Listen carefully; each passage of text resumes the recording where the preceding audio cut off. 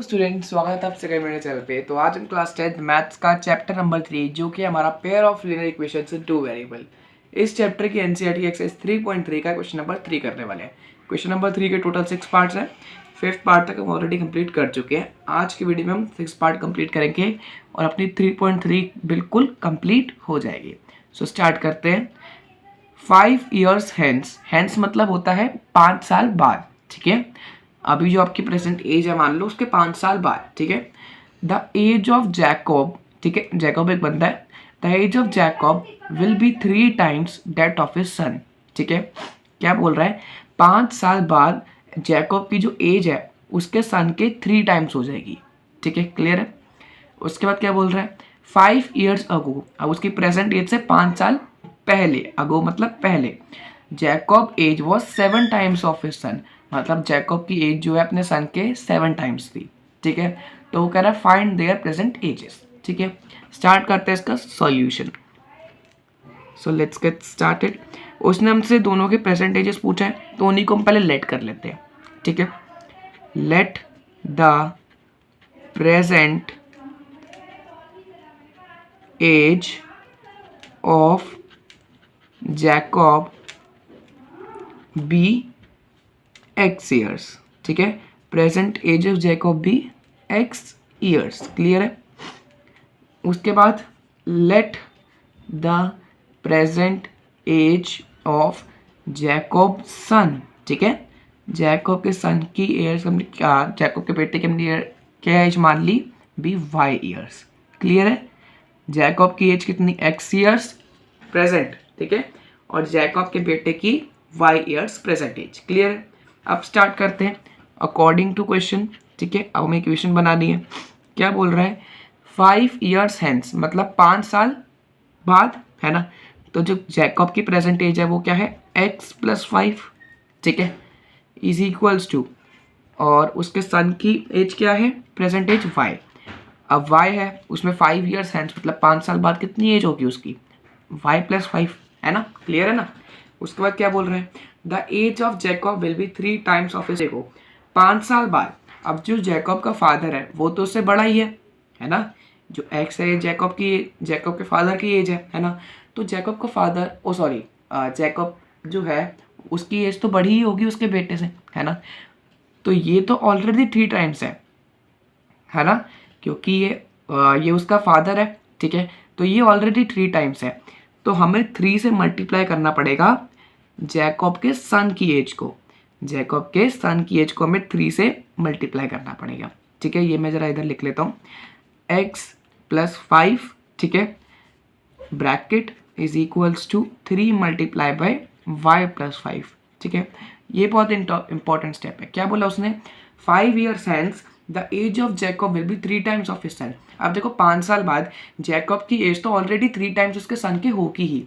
ठीक है, अगर आप उसमें 3 मल्टीप्लाई करोगे वो तो और ज़्यादा हो जाएगा, वो इक्वल आएगा नहीं, लेकिन हमें इक्वल रखना है। अब देखो जैकब की एज ऑलरेडी उसके सन के 3 times है। ठीक है, तो हमें उसके सन की एज को भी 3 times करना पड़ेगा ताकि दोनों की एज क्या हो जाए? बराबर हो जाए। बीच में इक्वल्स टू का साइन है ना। ठीक है, क्लियर है। अब आप इसे सॉल्व कर लीजिए। x + 5 तो एज इट इज रहेगा, और 3 को 5 से मल्टीप्लाई करोगे तो 3y। ठीक है, एंड 3 को 5 से करोगे तो 3 5 = 15। अब देखो जिसमें x और y है उनको एक तरफ कर दो, x तो इधर ही है, ये y वाली टर्म है इसको मैं इधर ले आता हूँ। सो ये प्लस का 3y है, इधर ले आके माइनस का 3y। क्लियर है। अभी 15 था, 15 प्लस का 5 था, ये इधर आके माइनस का 5 हो जाएगा।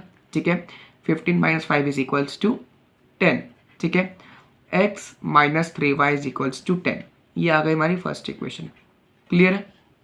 ठीक है, आई होप यहाँ तक तो कोई डाउट नहीं होगा। अब बनाते हैं अपनी सेकेंड इक्वेशन। क्या बोला उसने?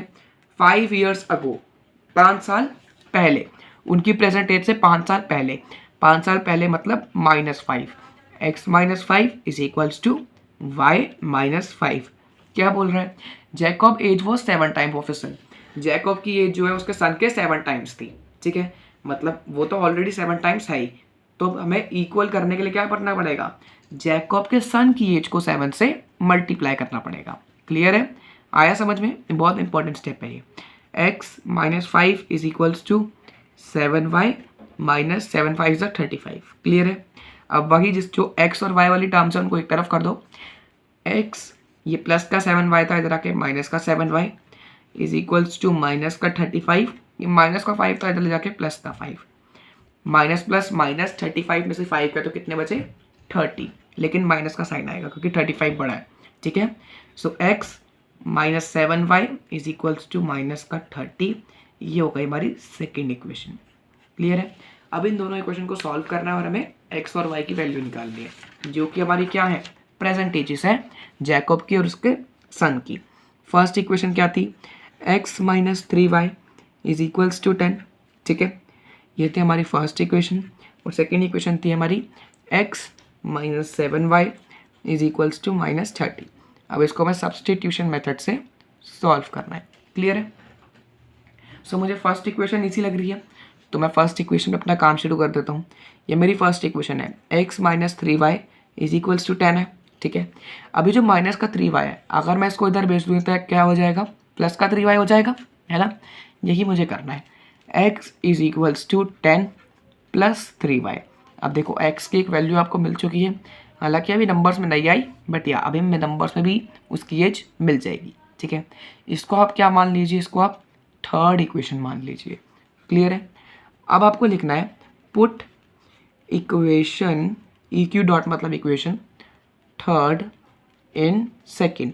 आपको थर्ड इक्वेशन को सेकेंड इक्वेशन में पुट करना है।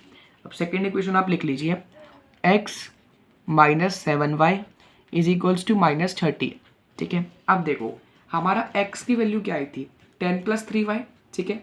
तो जहाँ पर भी x है मैं उसकी जगह क्या लिख सकता हूँ, 10 प्लस 3y लिख सकता हूँ ना। इसी को कहते हैं वैल्यू को सब्स्टिट्यूट करना, ठीक है।